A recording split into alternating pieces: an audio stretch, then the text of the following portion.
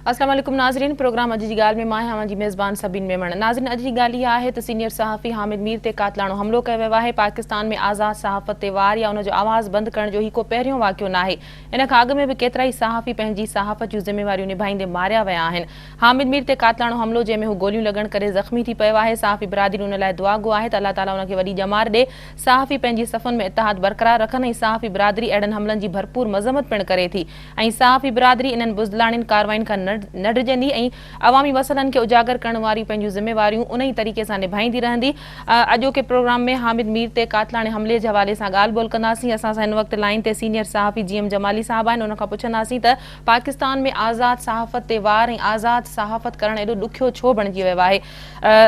GM साहब, इहो ॿुधायो त अॼु जेको हामिद मीर ते कातलाणे हमले जो इंतिहाई अफ़सोसनाक वाक़ियो पेश आयो आहे, इन ते तव्हां छा चवंदा? ॾिसो, दहशतगर्दनि हामिद मीर जेको हिकु सीनियर साथी आहे ऐं बेबाक साथी आहे, हुनजे मथां कातलाणो हमलो सिंध धरती ते कयो आहे ऐं इहो दहशतगर्दनि जे तरफ़ां सिंध धरती जे रवासियुनि खे ऐं सिंध धरती में कमु कंदड़ साथियुनि खे बि पैगाम ते ॾिनो वञे त हिकिड़े हक़ ऐं सच ॻाल्हाईंदा त उन्हनि ख़िलाफ़ इन ई क़िस्म जा वाक़िया पेश ईंदा। पर असां तव्हांजे चैनल जे तरफ़ सां उन्हनि दहशतगर्दनि खे ॿुधाइण था चाहियूं त असां इन्हनि बुज़दिलाना कार्रवाइनि खां घबराइण वारा न आहियूं। साथियुनि जे विच में इत्तेहाद आहे, इत्तफ़ाक़ आहे ऐं union of journalist J platform मुल्क भर में मुज़ाहरा करे पंहिंजे इत्तेहाद खे कंदासीं ऐं उन्हनि बुज़दिलनि खे इहो पैगाम ॾींदासीं त तव्हांखे जेतिरी देरि वॾे दहशतगर्दी पर असांजा हौसला पस्त न थींदा। असां सच ऐं हक़ ॻाल्हाइण खां पुठिते न हटंदासीं। GM साहब, छा पाकिस्तान में अवाम जे हक़नि जी ॻाल्हि करणु, इंसानियत जे हक़नि जी ॻाल्हि करणु छा हाणे ॾोह थी पियो आहे जो सहाफ़ियुनि ते इन तरह जा हमला कया था वञनि, उन्हनि खे थ्रेट्स ॾिना था वञनि, उन्हनि जी फैमिलियुनि खे थ्रेट ॾिनो थो वञे? इन में को शक न आहे त पाकिस्तान सहाफ़ियुनि जे लाइ दुनिया में ख़तरनाक तरीन मुल्क बणिजी वियो आहे ऐं हींअर चंद ॾींहं अॻु में ई इंटरनेशनल यूनियन ऑफ जर्नलिस्ट जो वफ़द बि करायो जंहिं पिणु सिक्योरिटी ख़दशात जे बारे में ऐं उन्हनि पिणु पाकिस्तान ॿियो नंबर ख़तरनाक तरीन मुल्क आहे सहाफ़ियुनि जे लाइ, जिते 240 सहाफ़ी शहीद कया। मां सॼी सहाफ़ी बिरादरी खे सलाम पेश कयां थो बहैसियत सदर कराची यूनियन ऑफ जर्नलिस्ट। पंहिंजे अज़म खे क़िस्म जे दहशतगर्दनि जे अॻियां सरेंडर न थींदासीं ऐं पंहिंजी जान जी ज़ानूं छो न पेश करणो पए, पर असां हर क़िस्म जी क़ुर्बानी ॾियण लाइ तयार आहियूं। GM साहब, बेशक सहाफ़ी कॾहिं बि पंहिंजे हक़ जे आवाज़ तां पोइ ते न हटिया आहिनि। उन्हनि हमेशह पंहिंजूं ज़िम्मेवारियूं इंतिहाई बहादुरी वारे तरीक़े सां निभायूं आहिनि। पर छा असां मां हाणे बर्दाश्त जो मादो ख़तमु थी चुको आहे? कॾहिं वेढ़ाकनि पारां धमकियूं ॾिनियूं थियूं वञनि, कॾहिं हुकूमत असां ते को नाराज़ थी वञे, कॾहिं का सियासी पार्टियूं या ताक़तवर धुरियूं आहिनि उहे नाराज़ थी वञनि। ॾिसो, इहो इत्तफ़ाक़ ऐं इत्तेहाद ऐं असांजी ताक़त ई आहे जे करे हर धुर असां खां ख़ौफ़ज़दा आहे, चाहे उहा कानून नाफ़िज़ कंदड़ इदारा हुजनि, चाहे दहशतगर्द हुजनि, चाहे इंतहा पसंद हुजनि।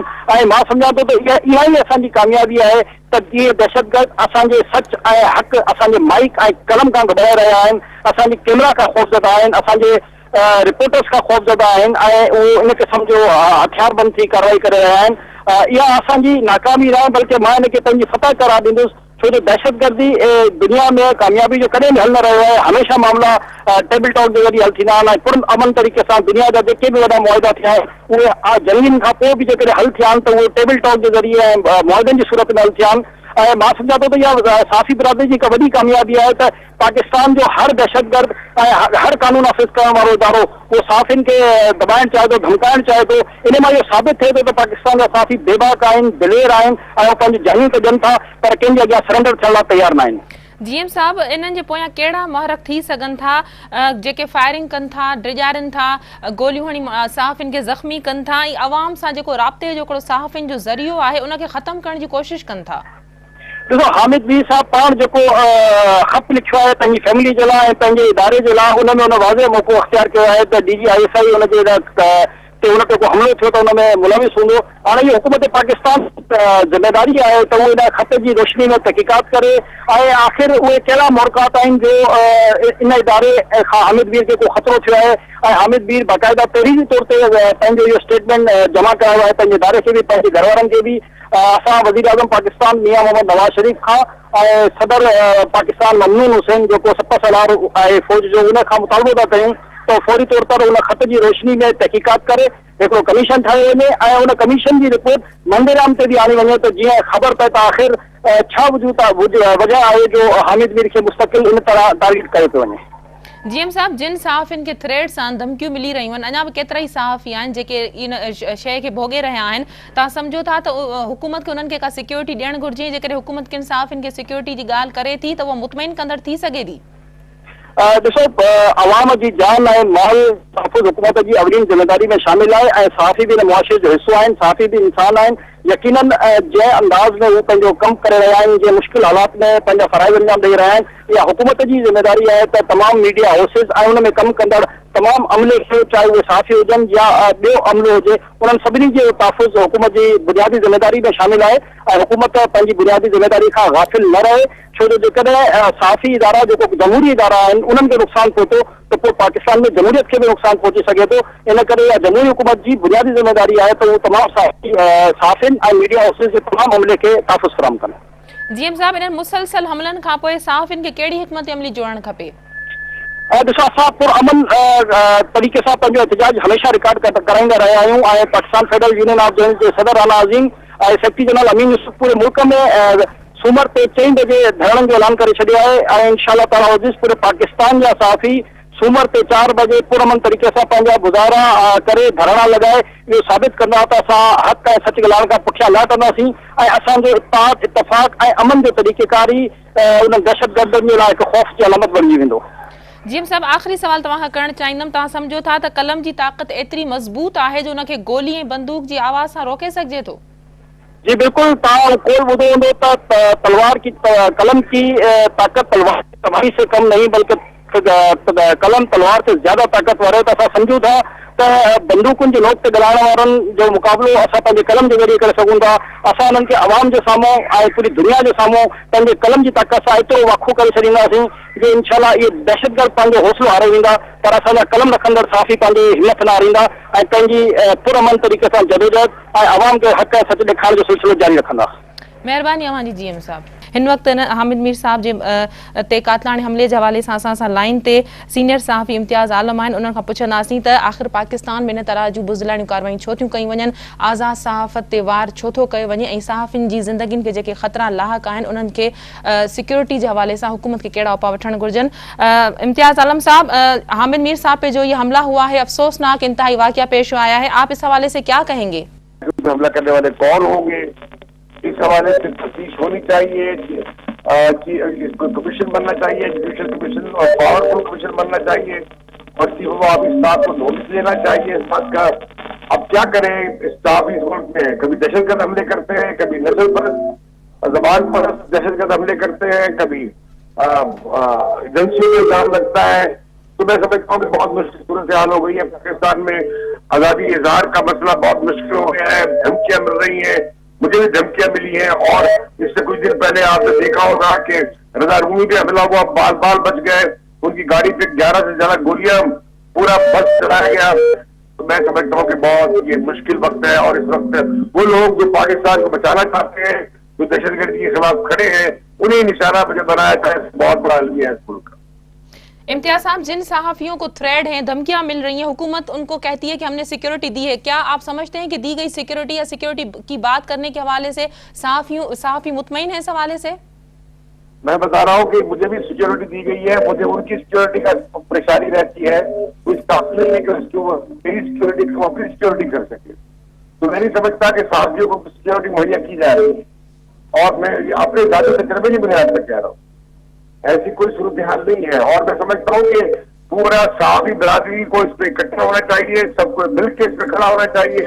ये नहीं कि ये आमिर मीर जो है वो जियो के लिए काम करता था या किसी अखबार से मुंसलिक था या एक ग्रुप से मुंसलिक था, ये बात छोड़नी चाहिए। ये बहुत अफसोसनाक बात है।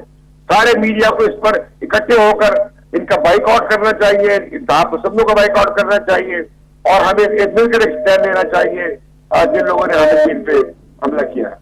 इम्तियाज साहब, आप समझते हैं कि कौन लोग हो सकते हैं इसके पीछे? कलम की ताकत को रोकने के लिए गोली और बंदूक का इस्तेमाल करना, उनकी गोली और बंदूक के इस्तेमाल से उस आवाज को दबाना, आप समझते हैं कि क्या ये बुज़दिलाना कार्रवाई नहीं है?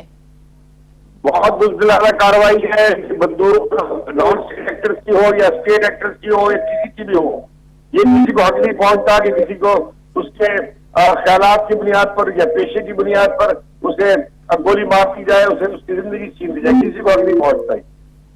इम्तियाज साहब, सहाफ़ी किस तरह से अपनी जिम्मेदारी को पूरा कर सकते हैं? कभी हमें तालिबान की तरफ से थ्रेड आ जाते हैं, कभी हुकूमत नाराज हो जाती है, कभी कोई सियासी पार्टी हम पे नाराजगी का इजहार करती है। आखिर किस तरह से सहाफ़ी अपनी जिम्मेदारियां जो है वो पूरी करे? अगर वो अवाम के हुकूक की बात करता है तो उसके साथ इस तरह का सलूक किया जाता है? मैं समझता हूँ कि सारे मुल्क में सहाफियों को इसके खिलाफ खड़े हो जाना चाहिए, और वो सब लोग जो धमकियां देते हैं सहाफियों को, उनका बाइकआउट करना चाहिए और मिलकर स्टैंड लेना चाहिए। इसके अलावा कोई रास्ता नहीं हमारे पास। बहुत शुक्रिया इम्तियाज साहब आपका।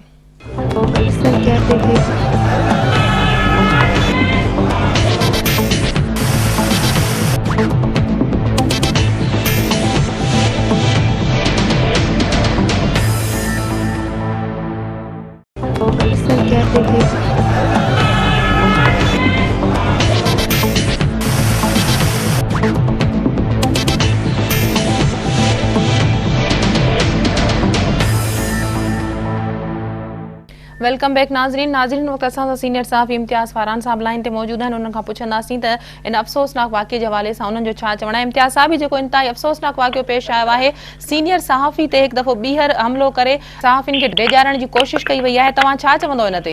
हाँ, बिस्मिल्लाह रहमान रहीम। ये पहिरियों वाक़ियो न आहे, पर अहिड़े नमूने सां काफ़ी ॾींहं खां पोइ हमलो थियो आहे।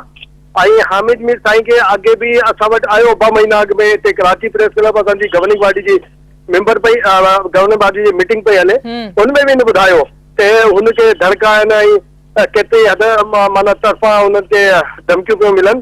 पर इहे असांजे ज़हन में न हुयो त अहिड़े नमूने सां बि थी सघे थो। अव्हांखे ख़बर आहे त सॼे पाकिस्तान में हाणे 2 नंबर ते आहे पाकिस्तान सहाफ़ियुनि लाइ, जंहिंमें किडनैपिंग ऐं मर्डर जा वाक़िया थिया आहिनि। ऐं गुज़िरियल साल ई अगरि ॾिठो वञे त 70 खां वधीक सहाफ़ी असांजा किडनैप थिया आहिनि, मारिजी विया आहिनि। त हीउ तमामु अफ़सोसनाक वाक़ियो आहे। हिन ते हाणे रुगो अफ़सोस करण वारी न, असांजी कम्यूनिटी खे का न को कंहिं बि शेब में का न का स्ट्रेटजी ठाहिणी पवंदी। ना त इहो हूंदो त ख़ुदा न ख़ास्ता अहिड़े तरीक़े सां का टी ताक़त बि अची सघे थी विच में, ऐं इदारनि जे विच में को छेड़ो थिए त ख़बर पए त ही जर्नलिस्ट कम्यूनिटी हिकु पासे बीठी आहे, ॿिया इदारा ॿिए पासे वेठा आहिनि, त उनमें गड़बड़ थी सघे थी। इम्तियाज साहब, कहिड़ियूं धुरियूं मुलविस थी सघनि थियूं, कहिड़ा हथ थी सघनि था इन्हनि जे पोयां? ॻाल्हि इहा त जेसिताईं जांच सां नाला साम्हूं न अचनि, जांच कंप्लीट न थिए, जेके बदकिस्मती सां पाकिस्तान जी हिस्ट्री में कंहिं बि मामले जी जांच अञा ताईं मुकमल न थी आहे, चाहे पहिरियों वज़ीर आज़म लियाकत अली खान हुजे या शहीद रानी मोहतरमा बेनज़ीर भुट्टो हुजे, मुर्तज़ा भुट्टो हुजे, केतिरा ई वॾा वॾा वाक़िया आहिनि, उनमें अञा ताईं जांच ते मुकमल न थी आहे। पर तेसि ताईं असां कुझु नथा चई सघूं, छो जो हर पासे ते उंगलियूं उथनि पियूं त हीअ बि थी सघे थो, हीअ बि थी सघे थो, हीअ बि थी सघे थो। ऐं ईअं बि थींदो आहे त 2 धुरियुनि जे घेरे में को 3 धुर जेका हूंदी आहे हू पंहिंजो फ़ाइदो वठण लाइ अहिड़े क़िस्म जी का न का हरकत कंदी आहे त 2 धुरियुनि विच में वेड़ वधे, ऐं हिन में हाणे जेको थियण जेको उमेद आहे उहो बि ख़तमु थिए। जांच जेसिताईं न थिए त असां कुझु नथा चई सघूं। इम्तियाज साहब, इन खां अॻु में बि सहाफ़ियुनि ते हमला थींदा रहिया आहिनि, जीअं तव्हां ॻाल्हि कई, पर उन्हनि जो को तदारुक न थी सघियो आहे, न जांच अॻिते वधी सघी, न उन्हनि जा कातिल गिरफ़्तार थी सघिया। तव्हां सम्झो था त इन तरह जूं कार्रवायूं जेकॾहिं को जांच न थी, को तदारुक न थियो, को तहरुक न वरितो वियो, त इन तरह जूं कार्रवायूं जेके मुसलसल जारी आहिनि अञा बि जारी रहंदियूं? न, बिल्कुलु इहा ई माना उहो पास्ट वारी जेका प्रैक्टिस आहे, जेका हिस्ट्री आहे, हुन में त रिकॉर्ड में त इहा ई ॻाल्हि आहे त इहे हलंदियूं आहिनि ऐं हलंदी रहंदियूं। तेसिताईं ते का को सॉलिड नमूने सां को इन जो खरतेल को न निकिते। मां नथो सम्झां त मुस्तक़बिल करीब में का अहिड़ी को उमेद आहे त को अहिड़ो मामिलो हुजे त ही कार्रवाइयूं रुकजनि, थोरो घटिजी सघनि थियूं। पर छो जो हाणे हिकु नओं पाकिस्तान में जेकॾहिं ॾिठो वञे त गुज़िरियल 4-5 सालनि खां वठी ख़ासि तौर सां जॾहिं खां इलेक्ट्रॉनिक मीडिया आई आहे, तॾहिं खां को ही बूम न रुगो बूम चइजे त इनकलाब बि आयो आहे त हर को माण्हू कुझु न कुझु ॻाल्हाए थो ऐं डिबेट बि करे थो। ऐं जेसिताईं तमामु इदारा हिक ॿिए खे क़बूल न कनि ऐं अहिड़ो को माना को कल्चर न ठहे त हिक ॿिए खे बर्दाश्त करण वारो, तेसिताईं त इहा थींदो रहंदो। त हू जर्नलिस्ट वटि छा आहे, कुझु बि न आहे, हुन वटि इहा ई आहे त हुन वटि माइक आहे, कलम आहे, कैमरो आहे, त वो हिनखे इस्तेमालु कंदो, जिन्हनि वटि जेको कुझु आहे हू पाण हू इस्तेमालु कंदा। इम्तियाज़ साहब, छा पाकिस्तान में अवाम जे हक़नि जी ॻाल्हि करण या इंसानियत जे हक़नि जी ॻाल्हि करण हाणे ॾोह थी वियो आहे? हिकिड़ो कम्युनिकेशन जो ज़रियो आहे, राब्ते जो ज़रियो आहे सहाफ़ी ऐं अवाम जे विच में, जेको सहाफ़ी क़लम जे ज़रिए अवाम जे अहजनि खे तकलीफ़नि खे बयानु करे थो, उनखे इन तरह रिॼाइण या उनखे इन तरह उनजी आवाज़ खे दॿाइण तव्हां सम्झो था थी बुज़दिलाणियूं कारवायूं आहिनि? न, मां सम्झां थो त बि हिन सां चैलेंज वधंदो।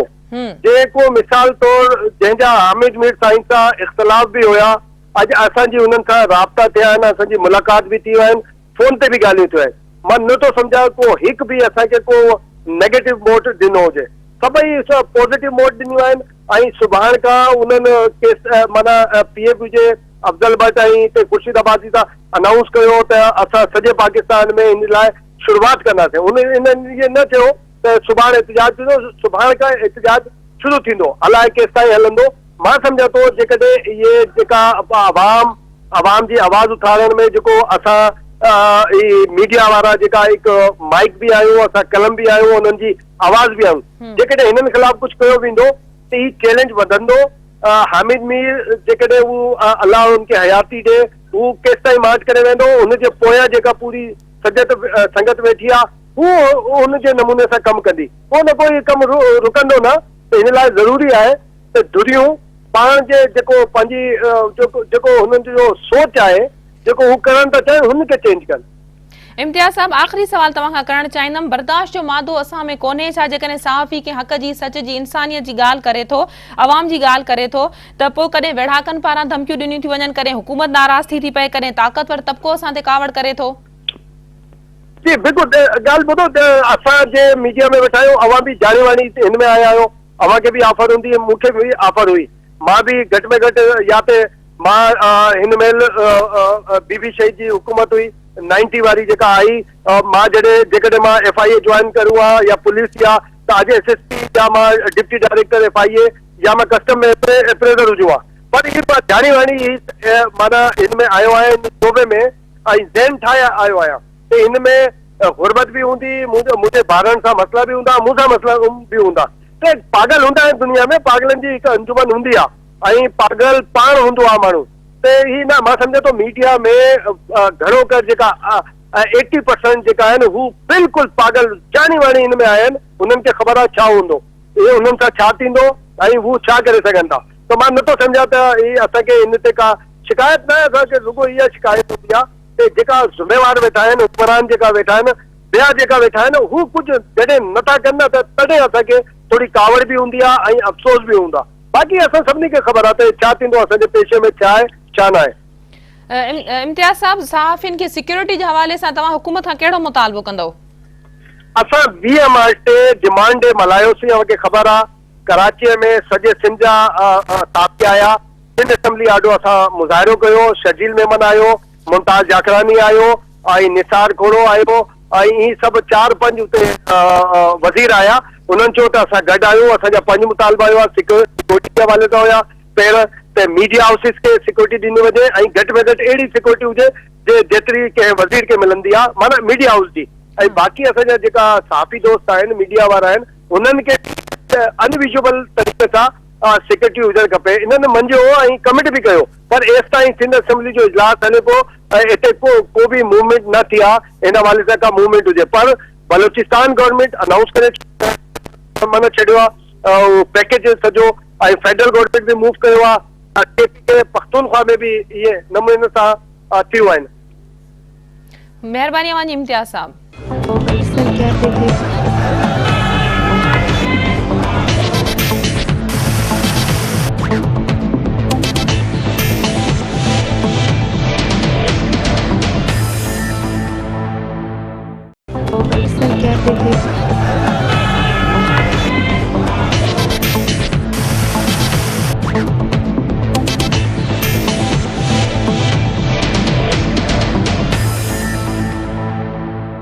नाज़रीन, असां सां लाइन ते इन खां अॻु में इम्तियाज़ फारान साहब हुआ, हाणे असां सां लाइन ते सीनियर सहाफ़ी तर्ज़े निगार बाबर अयाज़ साहब आहिनि। उन्हनि खां उन्हनि इन हवाले सां राय पुछंदासीं त इन अफ़सोसनाक वाक़े जे हवाले सां उन्हनि जो छा चवणु आहे। बाबर साहब, ये इंतहाई अफसोसनाक वाक़या पेश आया है, एक और सहाफ़ी पे कातलाना और बुज़दिलाना हमला करके डराने की कोशिश की गई है, क्या कहेंगे आप इस हवाले से?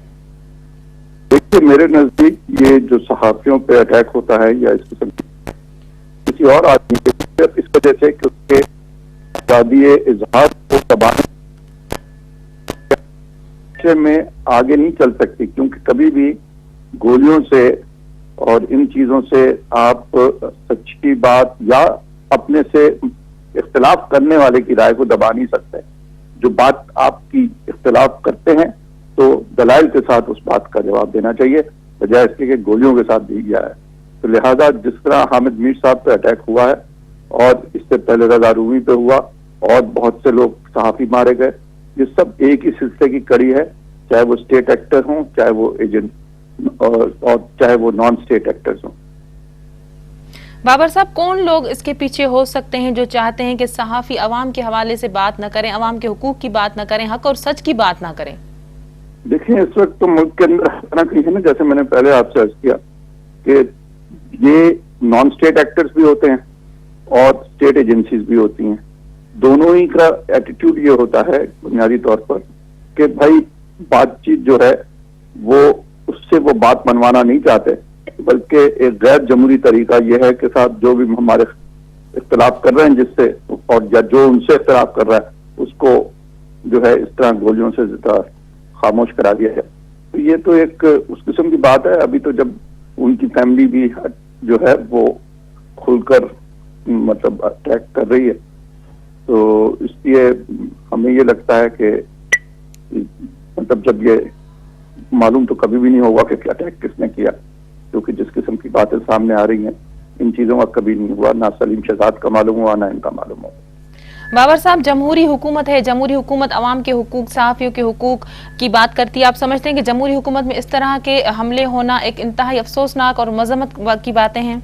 बिल्कुल ही ऐसी बात है कि जिसमें, मगर जमहूरी हुकूमतें हमारे यहाँ अभी इतनी मजबूत नहीं हुई हैं और इसमें बहुत टाइम लगेगा कि जमहूरी हुकूमतें इतनी मजबूत हो जाए कि मुल्क में जमहूरी हुकूमत से मजबूत होने से ज्यादा जमहूरी अक़दार का मजबूत होना बड़ा जरूरी है, कि जहां एक दूसरे की बात को सुनने का हौसला हो और इस चीज का हौसला हो कि वो आप एक दूसरे से इख्तिलाफ करके बातचीत को आगे बढ़ा सकें। ये तो एक मिजाज होता है ना किसी कौम का। हमारे कौम में तो इस वक्त इस कदर शिद्दत पसंदी है कि मैं आपसे अगर इख्तिलाफ राय रखता हूं तो आप मुझ पर गोली चला दें, आप मुझसे करती हैं तो मैं कर चला दूं। मतलब इस किस्म का माहौल हो गया है जिसमें गैर रवादारी नहीं है, जिसमें जो है जो लोगों में बर्दाश्त खत्म हो गई है। बाबर साहब, क्या इस तरह के वाकयात, ये कोई पहला वाकया नहीं है, मुसलसल सहाफियों पे हमले होते रहे हैं, उनकी जानें जाया होती रही हैं, उनको थ्रेट्स हैं, बहुत सारे सहाफी अभी भी उनको थ्रेट्स हैं, लेकिन वो बहादुरी से अपना काम कर रहे हैं। आप समझते हैं कि इस तरह के वाकयात के बाद सिर्फ अफसोस करना ही अब काफी नहीं है, कोई मजबूत, कोई ठोस हिकमत अमली बनानी चाहिए? देखिए, अभी कुछ अर्सा पहले भी मैंने एक मजमून लिखा था कि सहाफी सब अगर मिलकर और अपनी ठोस हिकमत अमली बनाए, मगर यहाँ तो मुझे लगता है कि देखिए, हामिद मीर साहब को गोली लगी, उसके कितनी देर बाद तक पैनल खामोशी रहे और फिर भी यूज भी किया तो सेकंड लीड किया या किसी ने को उतनी इंपॉर्टेंस नहीं दी जितनी दी जानी चाहिए थी। सिर्फ उनका अपना चैनल ही शोर मचा रहा। तो ये तकलीफ देह बातें हैं। ऐसे टाइम पर तो सबको एक हो जाना चाहिए, मगर नहीं होते लोग और ये मुख्तलिफ मफादात के तहत चलते हैं। तो जब तक के सारे सहाफी और सहाफी अदारे, क्योंकि सहाफी भी अगर एक हो जाए तो मालकान एक नहीं होते, मालकान एक दूसरे के खिलाफ लगे रहते हैं। तो तक ये सब एक नहीं होंगे और आगे चल के बात नहीं करेंगे तो जब तक कोई बातचीत सामने नहीं आएगी। मगर बुनियादी तौर पर जो है ये तो पाकिस्तान का पूरा सियासी जो माहौल है इसमें तब्दील होने में भी बहुत वक्त लगेगा, क्योंकि इसमें एक इस किस्म की शिद्दत पसंदी आ गई है जो मैं नहीं समझता कि चली जाएगी फिल फॉर हमारे आपके कुछ करने से। सिर्फ ये कि हमें आवाज बुलंद करते रहना है और वो जो कहते हैं कि जो सही बात है वो कहते रहना और उसकी हिम्मत रखना है। हिम्मत की हानि है, क्योंकि आता है माशरों पर ये टाइम, मगर जिस किस्म की लड़ाई इस वक्त हो रही है ये मुझे लगता है अगले 5-10 साल में मुल्क को अल्टीमेटली एक सही जमहूरी चला देगी। नाज़रीन, असां सां लाइन ते सीनियर सहाफ़ी तज़ीनिगार मज़हर अब्बास साहब आहिनि, उन्हनि खां पुछंदासीं। मज़हर साहब, ये जो हामिद मीर साहब पे बुज़दिलाना और कातलाना हमला किया गया है, इस हवाले से आप क्या कहेंगे? जी जाहिर है इंतहाई काबिल मजम्मत चीज है और इसकी सब जगह से मजम्मत हो भी रही है। इसकी तहकीकात भी मुकम्मल होनी चाहिए और पता चलना चाहिए कि कौन लोग इसमें मुलव्विस थे। जिस तरह के हामिद मीर साहब बकौल उनके भाई के हवाले से जिस तरह की खबरें आ रही हैं, इसकी भी तहकीकात होनी चाहिए और आला सतह पर तहकीकात होनी चाहिए ताकि सारी चीजें सामने आए। हामिद मीर साहब को मुख्तलिफ जगहों से धमकियां मिलती रही हैं, थ्रेट्स थे वो, लेकिन जिस तरीके से उन पर हमला हुआ है वो काफी खतरनाक।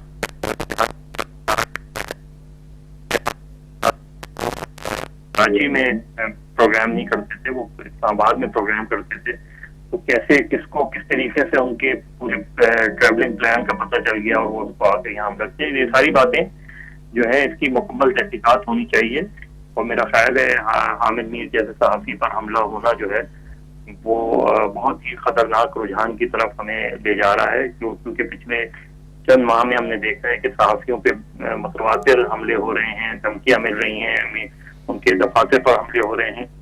और मेरा ख्याल है तमाम जो मीडिया के इदारे हैं उनके भी लिए सोचने का काम है, ये सिर्फ हुकूमत के लिए नहीं, सबसे ज्यादा उनको खुद सोचना चाहिए कि उन्होंने अपने तहफ़्फ़ुज़ के लिए क्या करना है। मजहर साहब, इससे पहले भी बहुत सारे सहाफ़ियों पर इस तरह के हमले हो चुके हैं जिनमें उनकी जानें ज़ाया हो चुकी हैं, लेकिन तहकीकात कभी नहीं हुई। आप समझते हैं कि इस वाक़े के बाद तहकीकात होनी चाहिए या वाकई तहकीकात होगी? हुकूमत की क्या जिम्मेदारी होती है? तहकीकात हुई भी है, कुछ वाक़यात में मामला अदालतों तक भी पहुंचे हैं, लेकिन उसके बाद आगे नहीं बढ़े हैं। तो उस रफ्तारी से तहकीकात होती है और मुल्ज़िमान एक आध केस के अलावा बेशतर केसेस में मुल्ज़िमान को गिरफ्तार नहीं किया गया है। तो ये मेरा ख्याल है हुकूमत की बुनियादी जिम्मेदारी यही होती है कि इस तरह के वाक़यात की रोकथाम के लिए इक़दाम करे और अगर इस तरह के वाक़यात हो जाते हैं तो उसके बाद उसकी तहकीकात करके जो भी लोग इसमें मुलव्विस हैं उनको अदालत के कटहरे में लाया जाए। मजहर साहब, आप समझते हैं कि बर्दाश्त का मादा ख़त्म हो चुका है? कभी दहशतगर्दों की तरफ से धमकियां दी जाती हैं, कभी हुकूमत नाराज़ हो जाती है, कभी कोई ताकतवर तबका अपनी नाराज़गी का इजहार सहाफ़ियों पे करता है, तो सहाफ़ी इस तरह से किस तरह काम कर सकते हैं? काफ़ी काम ही ऐसे वक्त में करते हैं जब खतरात बहुत ज़्यादा होते हैं। ये मेरा ख्याल है उन लोगों के लिए जो इस सहाफ़त के शोबे में आना चाहते हैं उनके लिए ये बताना बहुत ज़रूरी है कि सहाफ़ी कोई बहुत ही पुरअमन माहौल में काम नहीं करते। सहाफ़ी हमेशा जो है इन खतरात से खेलने का नाम ही सहाफ़त होती है और सहाफ़ी करते रहे। बेशुमार सहाफ़ी पिछले 10-12 साल में 800 सहाफ़ी पूरी दुनिया में मारे गए हैं। वो लोग काम करते हैं, बड़े खतरात से खेलते हैं और इसी में बड़ी खबरें भी निकाल के लाते हैं। तो ये चीजें तो चलती रहती हैं। असल चीज यही होती है कि उनकी ट्रेनिंग होनी चाहिए, उनकी इंश्योरेंस होनी चाहिए, उनके लिए जो है हर तरह के ऐसे हिफाजती इंतजाम भी होने चाहिए और साथ में अगर इस तरह के वाक़यात होते हैं उसकी तहकीकात की जाए और जो मुल्ज़िमान को इंसाफ के कटहरे में लाया जाए। मजहर साहब, इन मुसलसल हमलों के बाद सहाफ़ी बरादरी की क्या हिकमत अमली होनी चाहिए? असल में सिर्फ सहाफ़ी बरादरी की नहीं बल्कि तमाम जो लोग हैं की जिम्मेदारी है कि वो मिलजुल के बैठे, जो उनकी ग्रुपिंग्स हैं उसको खत्म करें। आपस के इख्तलाफात जैसे मौके से खत्म कर जाते हैं दुनिया भर में, हमारे यहाँ इख्तलाफात को बढ़ावा दिया जाता है। मालिकान की तंजीमों को और एडिटर्स की ऑर्गेनाइजेशंस को और सहाफ़ियों की तंजीमों को सबको मुश्तरका लाएअमल बनाने की ज़रूरत है। अगर मुश्तरका लाएअमल बनाएंगे तो इसके लिए बहुत ज़्यादा प्रेशर भी बनेगा दूसरे लोगों पे और ये एक तरीका मौजूद है। इस तरीके को पाकिस्तान में पहले भी आजमा चुके हैं। मेरा ख्याल है इस वक्त की अहम ज़रूरत है कि APNF, CPNE, PBA, PFUJ और दीगर जो ऑर्गेनाइजेशन हैं उनको सर जोड़ के बैठना चाहिए और एक मुश्तरका लाएअमल बनाना चाहिए। बहुत शुक्रिया आपका मजहर अब्बास साहब। नाज़रीन, वक्त सां लाइन ते सीनियर सहाफ़ी तर्जी निगार मजहर अब्बास साहब हुआ जिन इन हवाले सां पंहिंजी राय जो इज़हार कयो। संदसि चवणो त इन वाक़िअनि जी जांच थियणु घुरिजे, न त अॻु में बि केतिरा ई वाक़िआ थी चुका आहिनि जंहिंमें ॾोहारियुनि खे गिरफ़्तार बि कयो वियो आहे, वरी उहे आज़ाद बि थिया आहिनि। हुकूमत ते ज़िम्मेदारी लागू थिए थी त सहाफ़ियुनि जे तहफ़्फ़ुज़ जे हवाले सां हिकमत अमली जोड़े ऐं उन्हनि खे तहफ़्फ़ुज़ ॾियण जे हवाले सां कोई उपाउ वरिता वञनि त जीअं सहाफ़ी जेके हिन वक़्तु बि मुख़्तलिफ़ ट्रेड्स में कमु कनि था या उन्हनि जी ज़िंदगियुनि खे ख़तरा लाहक आहिनि त जीअं उहे आराम सां पंहिंजो कमु करे सघनि ऐं आवाम सां उन्हनि जो जेको राब्ते जो हिकिड़ो ज़रियो आहे वो हमेशा कायम ऐं दायम रही सके। पंहिंजी मेज़बान सभिनी मेमण खे ॾींदा इजाज़त। अल्लाह वाहिद।